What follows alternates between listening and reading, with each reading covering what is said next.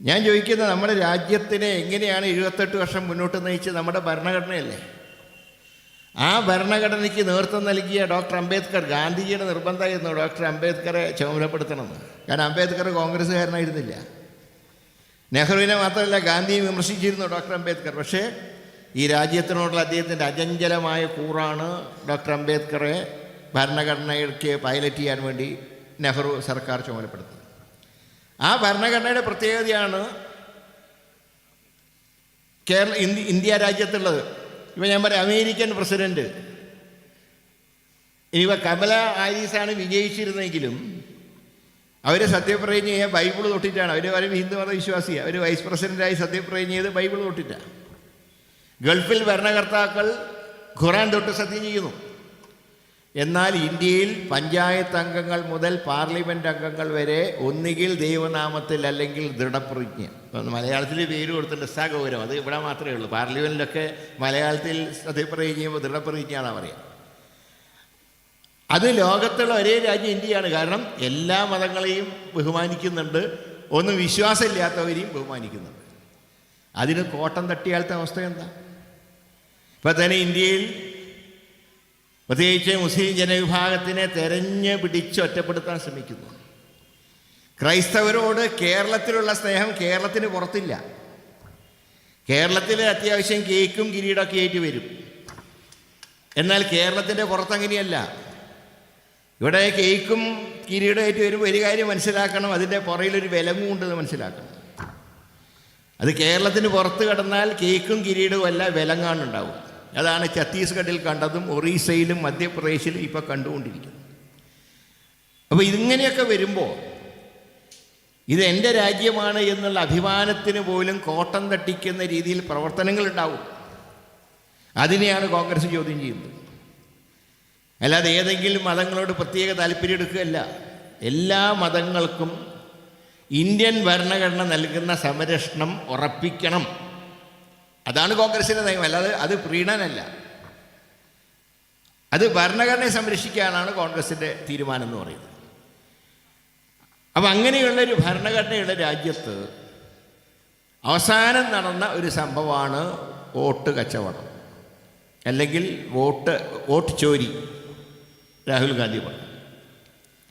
ഇന്ന് അദ്ദേഹം നടത്തുന്ന പോരാട്ടം ജനാധിപത്യം നിലനിർത്താനുള്ള പോരാട്ടം. ഇപ്പോൾ മഹാദേവപുരയുടെ സംഭവം നമുക്കറിയാമല്ലോ.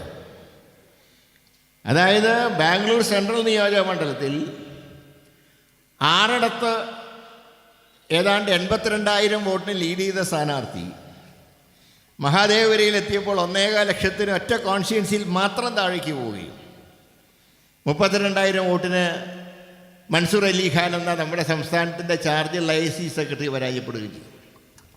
എങ്ങനെയാണ് ഒറ്റ കോൺസ്റ്റിറ്റ്യുവൻസിയിൽ 1.25 ലക്ഷം?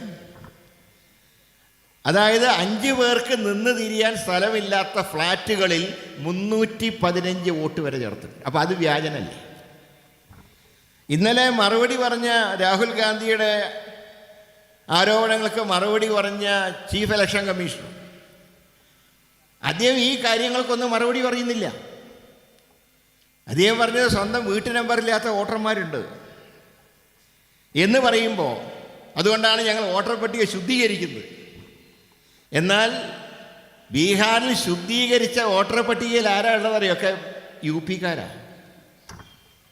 ബീഹാറിലെ വോട്ടർമാരെയൊക്കെ മരിച്ചതായിട്ട് പ്രഖ്യാപിച്ചു. അതാണ് രാഹുൽ ഗാന്ധി അവരോടൊപ്പം ചായ കുടിച്ചത്. ബീഹാറിൻ്റെ വോട്ടർമാരൊക്കെ മരിച്ചതായിട്ട് പ്രഖ്യാപിച്ചിട്ട് UP-ന്ന് ആളെ കൊണ്ടുവരിക ചേർക്കാൻ. അപ്പോൾ ശുദ്ധമാണോ വോട്ടർ പട്ടിക? ഈ വോട്ടർ പട്ടിക എങ്ങനെ ശുദ്ധീകരിക്കാൻ നിന്നാൽ നാളെ ഏറ്റവും ബാധിക്കുന്ന കേരളത്തിനെയാണ്. മറ്റൊന്നുമല്ല, നമ്മുടെ ഇവിടെയൊക്കെ ഒരു വീട്ടിലൊരാളെങ്കിലും ഗൾഫിലുണ്ട്.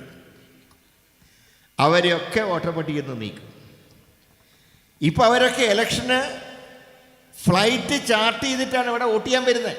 എനിക്കറിയാം, ഞാൻ മത്സരിച്ചപ്പോഴും ഷാഫി മത്സരിച്ചപ്പോഴും ഗൾഫിൽ നിന്നൊക്കെ എത്ര നമ്മുടെ നാട്ടുകാരിവിടെ വോട്ട് ചെയ്യാൻ വേണ്ടി മാത്രം വന്നു.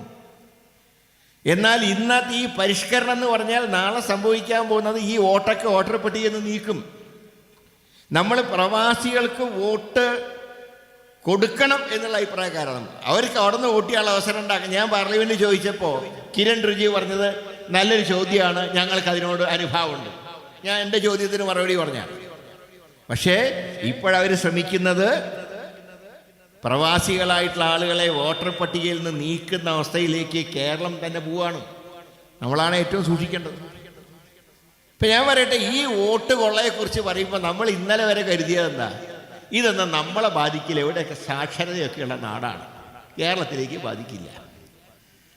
എന്നാൽ ബാധിച്ച കണ്ടിട്ട് തൃശ്ശൂർ. ഞാൻ അന്ന് തന്നെ പറഞ്ഞു, ഇന്നല്ല, ഇലക്ഷന് മുമ്പ് തന്നെ UDFന്റെ ലെറ്റർ പാഡിൽ ഫ്ലാറ്റുകൾ കേന്ദ്രീകരിച്ച് വോട്ട് ചേർക്കുന്നു എന്ന് അന്ന് എഴുതി കൊടുത്തു. തൃശ്ശൂരിൽ പ്രത്യേകിച്ച് 29-30 ബൂത്തുകൾ ആയി.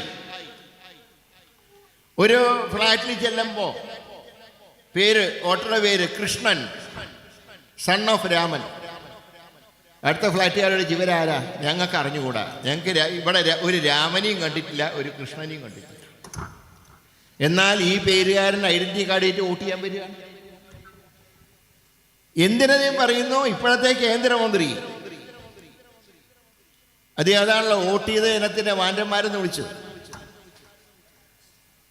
അദ്ദേഹത്തിന്റെ സഹോദരന് 2 വോട്ട്. ഒന്ന് ജന്മനാടായിട്ട് ഇരവിപുരത്ത്, കൊല്ലത്തെ ഇരവിപുരത്ത് വോട്ട്, തൃശ്ശൂരിലും വോട്ട്. ഈ 2 ഐഡന്റിറ്റി കാർഡ്. നമ്മുടെ നാടോടിക്കാറ്റിൽ മോഹൻലാലും ശ്രീനിവാസനും കൂടെ ഒരു ദിവസം ഓഫീസിൽ പുതിയ മാനേജരെ തിരിച്ചറിയാതിരിക്കാൻ വേണ്ടി വരുന്ന വേഷമുണ്ടല്ലോ. അപ്പോൾ അവിടുത്തെ മാനേജർ ചോദിക്കുകയാണ്, ഇന്നലെ വരെ കണ്ണാട ഇല്ലാത്തത് അതിനെന്താ കണ്ണട വെച്ചത്? അപ്പോൾ മോഹൻലാൽ പറയുകയാണ്, ഇന്നലെ രാത്രി പെട്ടെന്ന് കണ്ണാകെ പഴുത്തുപോയി, ഇപ്പം ചീഞ്ഞ് നാറും, അതുകൊണ്ടാണ് ഞാൻ കണ്ണട കഴിക്കാത്തത്. ശ്രീനിവാസനാണെങ്കിൽ താടിയും വെച്ചിട്ടുണ്ട്. അപ്പോൾ ശ്രീനിവാസനോട് ചോദിച്ചു, പറഞ്ഞു, ഞങ്ങളുടെ വീട്ടിൽ പെട്ടെന്ന് താടി വളരുന്ന ഒരു ഏർപ്പാടുണ്ട്.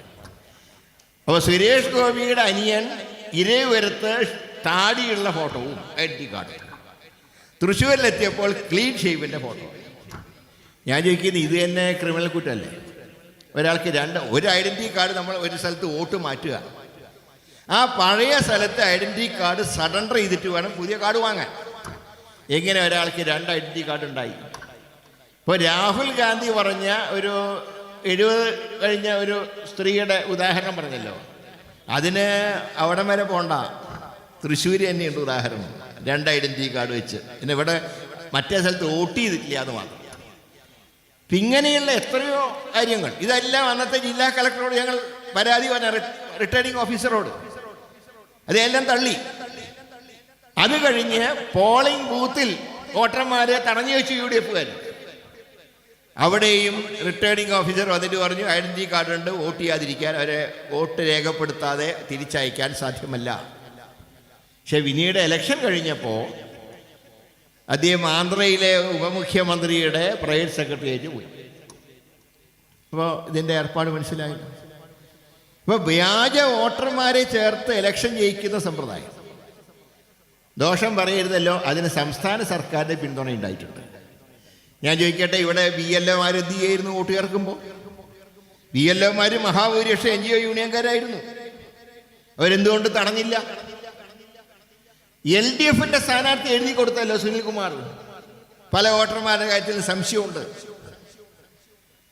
അപ്പോൾ ഇപ്പോൾ ചോദിക്കുന്നത്, ഈ വോട്ട് മാത്രം ചേർത്താൽ 3/4 ലക്ഷത്തിൻ്റെ ഭൂരിപക്ഷം എങ്ങനെ വന്നു എന്നാണ് ഇപ്പോൾ ചോദിക്കുന്ന ചോദ്യം. അതിന് മറുപടിയുണ്ട്. അതായത് അന്ന് BJPയുടെ ഓഫീസ് സെക്രട്ടറി ആയിരുന്ന തിരൂർ സതീശൻ എന്ന വ്യക്തി, അദ്ദേഹം പറഞ്ഞു 3 ഘട്ടങ്ങളിലായിട്ടാണ്, 3 രീതിയിലാണ് നടപ്പാക്കിയത്. ഒന്ന്, വ്യാജ വോട്ട് ചേർത്തപ്പോൾ LDFന്റെയും UDFന്റെയും ഭൂരിപക്ഷത്തിൻ്റെയൊക്കെ അടുത്തേക്ക് ഓടിയത്. രണ്ടാമത്, പൂരം കലക്കിയപ്പോൾ മുന്നോട്ട് നീങ്ങി. സാമുദായിക നേതാക്കന്മാരുമായി നടത്തിയ സംഭാഷണങ്ങളും സ്ഥാനാർത്ഥിയുടെ താരപരിവേഷവുമായപ്പോൾ 3/4 ലക്ഷത്തിലേക്ക് ഭൂരിപക്ഷം. വളരെ ക്ലിയറാണ്. ഇനിയിപ്പോൾ വേറെ നോക്കേണ്ട കാര്യമില്ല. അപ്പോൾ അതാണ് കേരളത്തിൻ്റെ അവസ്ഥയെങ്കിൽ. ഇതാണ് നാളെ ബംഗാളിൽ അവർ തുടങ്ങാൻ പോവാണ്. ഇലക്ഷൻ കമ്മീഷൻ പറഞ്ഞു, നാളെ ബംഗാൾ, അടുത്ത ദിവസം തമിഴ്നാട്. ഇങ്ങനെയൊക്കെ വരുമ്പോൾ നമ്മുടെ ജനാധിപത്യം അട്ടിമറിക്കുകയാണ്. ഇതിനെതിരായിട്ടുള്ള പോരാട്ടമാണ് ശ്രീ രാഹുൽ ഗാന്ധി നടത്തുന്നത്. ഞാൻ പറയുന്നത്, ഗാന്ധിജി നമ്മളെ വിട്ടുപോയെങ്കിലും അദ്ദേഹത്തിൻ്റെ ആശയങ്ങൾക്ക് ഇന്നും പ്രസക്തിയുള്ള കാലഘട്ടം. ഇപ്പോൾ തന്നെ കണ്ടില്ലേ, പെട്രോളിയം വകുപ്പിൻ്റെ ആഗസ്റ്റ് 15 പോസ്റ്ററിൽ നെഹ്റു ഇല്ല. ഗാന്ധിജിയേക്കാൾ വലിപ്പത്തിൽ സവർക്കർ. ആരാ സവർക്കർ?